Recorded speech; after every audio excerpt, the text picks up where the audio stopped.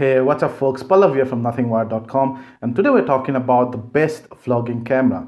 And I'm making this video in two parts. In part one, I'll talk about the things to look for in that the best vlogging camera. And in part two, I'll give you some model names and we'll zero in on that best vlogging camera.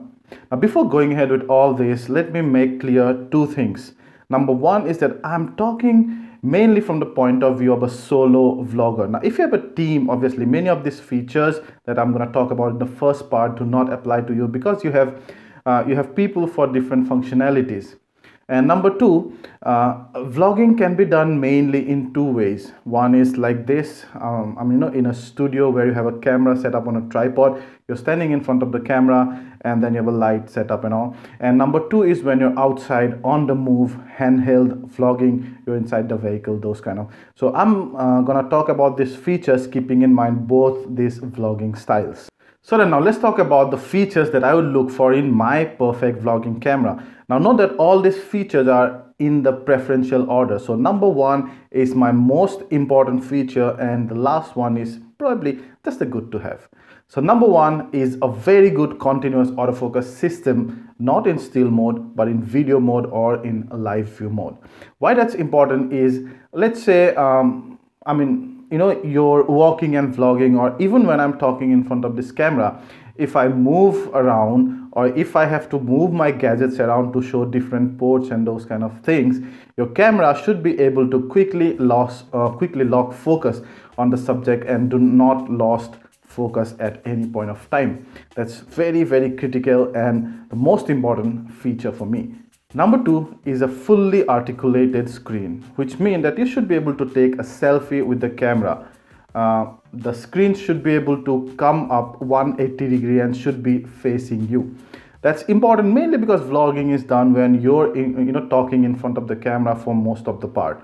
And to be able to do that, you need to be able to frame yourself. And for that, a fully articulated screen is an absolute must. Number three, image stabilization. Now that's mainly important when you're outside handheld vlogging. When you have a studio setup, you most probably have the camera on a tripod. The stabilization does not apply here. But when you're walking, you're in a vehicle, you're handheld vlogging, then your camera shakes a lot. And in that, a stabilization greatly helps. Now, some of the cameras come with in-body stabilization. Some of the cameras which accept interchangeable lenses will have stabilization on the lens. So you have to look for this. Number four is a 16:9 aspect ratio in video recording. That means widescreen video recording. Now, I wouldn't worry too much about it, although it's a deal breaker feature because 99% of the video cameras today record or have a recording option in 16:9 aspect ratio. Your full HD or HD, that means 1920 by 1080 or 1280 by 720. These are perfect example of 16:9 aspect ratio. Just make sure, just go to the spec sheet before you buy a camera to just make sure for trivial maybe that it supports 16:9 aspect ratio. That's mainly important because YouTube supports 16:9 widescreen aspect ratio. And if you upload, let's say, a 4:3 aspect ratio video, you'll see ugly black bar. Number five, the camera and the camera system, mainly because interchangeable system, the camera and the lens in total should be lightweight enough. And that's again mainly important when you're handheld vlogging outside. Number six, and although this is not a deal breaker or deal maker for me, but it's extremely important mainly from the convenient point of view, is the presence of an external mic jack and if possible a headphone jack only. Why not? Now with an external mic jack, you can use an external mic, obviously a microphone, and can have your audio go through that microphone straight away to the camera, because the built-in mic of the cameras are shit, to say the least, and you can use any professional good quality external mic to be able to record good quality audio straight into the camera. And if you do not have that jack, you will have to record audio separately, and this is particularly important and crucial when you're outdoor vlogging, because outdoor you have a lot of noise. You have noise from the traffic, you have noise in general from the from the nature, like the leaves or the birds or whatever, and then the built-in mic will pick up everything. You have to have an external mic somewhere. If you do not have that mic jack, you have to record the audio separately and then sync it in post-processing, which adds time to your post-processing. So I always prefer a camera to have a built-in external mic jack. Headphone is important, well, not so much maybe when you're solo vlogging, but mainly for the camera behind, for the person behind the camera. So that he can monitor the sound that's going inside the camera. It's important for you also, so that you can you can quickly monitor before start a recording. Number 7, again, it's a great feature to have, is an HDR video. HDR meaning high dynamic range. A lot of time, if you do not have a studio or a light setup which can give good continuous light on you, let's say you're vlogging outside where you're vlogging in the shadow, or you do not have uniform light falling on you, you'll have some part dark, some part light, but HDR video eliminates that. And this last one is a great feature to have, again, is a dual recording feature where you're recording both from the rear camera as well as from the front camera. Now for that, obviously you either need a smartphone, because smartphones generally have both rear and front camera, and you have to have the app that supports a dual video recording, or you should have a camera which has a small camera in front. Most of the still cameras do not have that. I'll talk about a particular camera which has this feature later in the video, and which is not a phone. But let's talk about a dual video feature now. This is a good to have feature, and I found it extremely important to record your expression while you're while you're generally making video of the subject in front. For example, I was just bungee jumping the other day, and suddenly I realized that in addition to the bungee jumping experience or looking down, if I could have the dual recording feature, probably my screaming or my in general expressions also would have come in the video, and that would have added to that excitement, that entertainment value. Now then, let's talk about the second part of the video, where I'll give you a list of the vlogging cameras, and this list is not in a preferential order because we'll ultimately zero in on that best vlogging camera. So number 1 is the Canon EOS 8TD, which was announced recently, yet to be made available. I chose the 8TD over the 7TD mainly because the 8TD has all the features of the 7TD plus a few features more that I've listed on the first part that the 7TD did not have. So let's see what all features it does tick. So you have the feature list here. First, the good continuous autofocus mode. Good, it's awesome. It has this dual pixel autofocus technology in video mode where 100% of the pixels on the sensor also assist in autofocus, which meaning that the autofocus is lightning fast. Amazing. I've used the 7TD myself, and the 8TD could only do better. Number 2 is the fully articulated lens. Of course, you have also the lens is touchscreen, so that's amazing for video quick focusing things. Stabilization, it does not have in-body stabilization, but it comes with a very cheap and good stabilized lenses. In fact, the 8TD comes with an USM lens, which is the latest stabilized version of Canon, which is amazing. Even the STM lenses would do. 16:9 video aspect ratio, obviously. Lightweight, that's an area where this camera has a drawback. It goes over 800, and that's excluding the lenses. When you add a lens, which could be easily, even the cheapest of lens could be easily 200 to 300 grams. So we're talking over 1 kilo of weight. Holding that camera in one hand is a real pain. Now, if you're doing a solo video in a studio where you have the camera set up on tripod, absolutely no problem. But outside, I would not prefer carrying this camera in my hand. External mic jack. Now the 7TD has an external mic jack but does not have the headphone jack. The 8TD also has the headphone jack, so that's a plus. The HDR video, 7TD does not have the HDR video. It has a Magic Lantern version that's still in development, but the 8TD has HDR video built in. And well, a dual video recording is not present there, but then as I told before, it's just a good to have. So I'm not gonna, I'm not gonna throw out a camera out of my consideration because of that. So this is one of the strongest candidates really till now, and we're starting well. Number 2, and there's a real confusion here, is the Sony Alpha series of camera. Now first, the Sony a6000.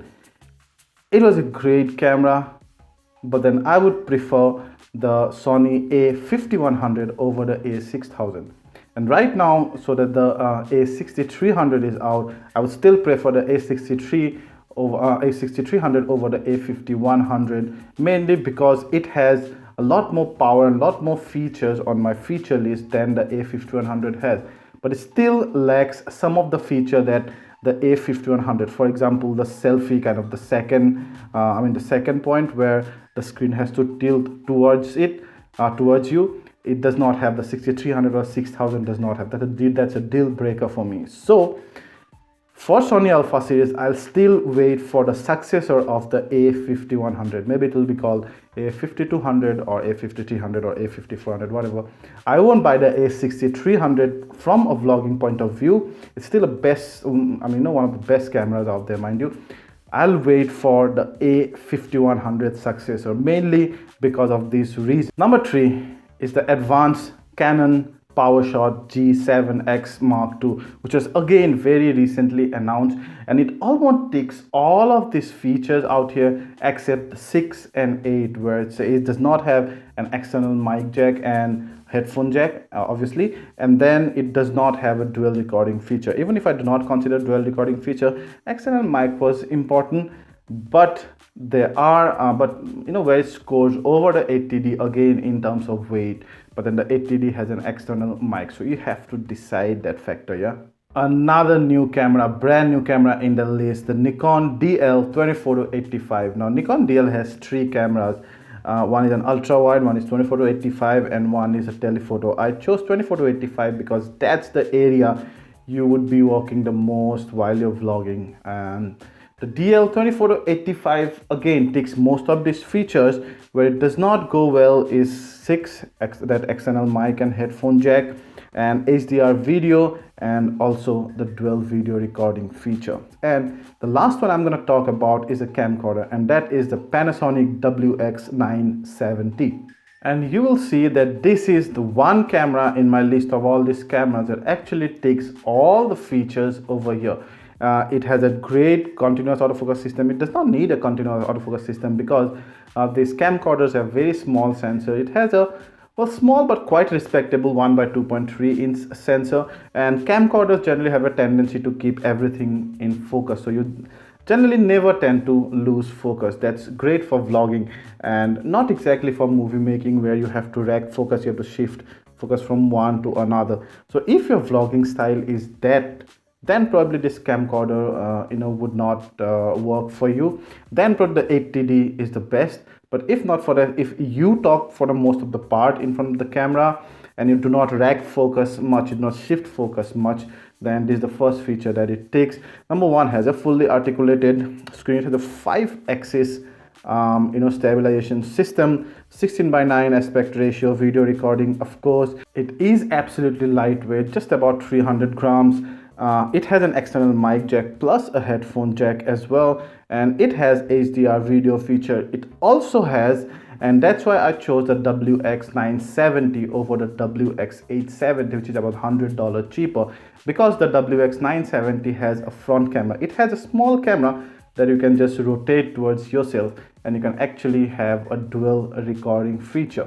But at last, it comes down to a very close battle between the Canon 8TD and the Panasonic WX970. And my heart really goes to the Canon 8TD. It's better than the WX970 in almost every way, except the WX970 has a great advantage, which is the weight. It's only about 300 grams as compared to more than 1 kilo of the Canon 8TD plus its lens.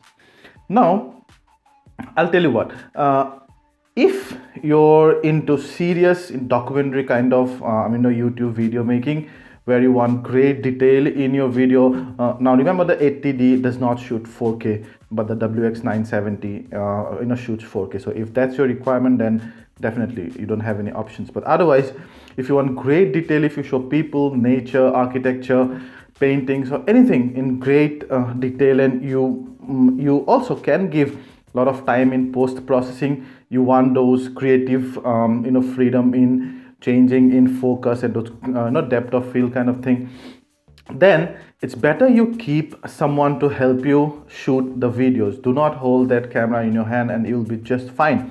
Plus, if you're shooting mostly in a studio environment where your camera will be on the tripod, 8TD. Even in the first case it was 80D.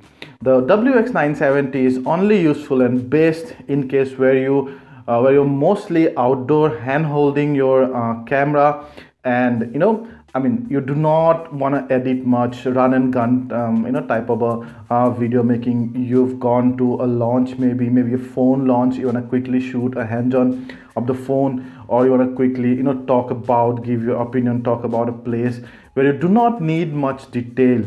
Then the WX970 will help you a great deal. Now that I think can be as clear as I can go in differentiating the use cases of both these. The better in quality is the 80D. The better in practicality for run and gun kind of video making is the Panasonic WX970. If you like this video, please hit the like button, ask anything related to this, and we'll try to answer them all. And please subscribe to our channel and share this video to share the love. Ciao.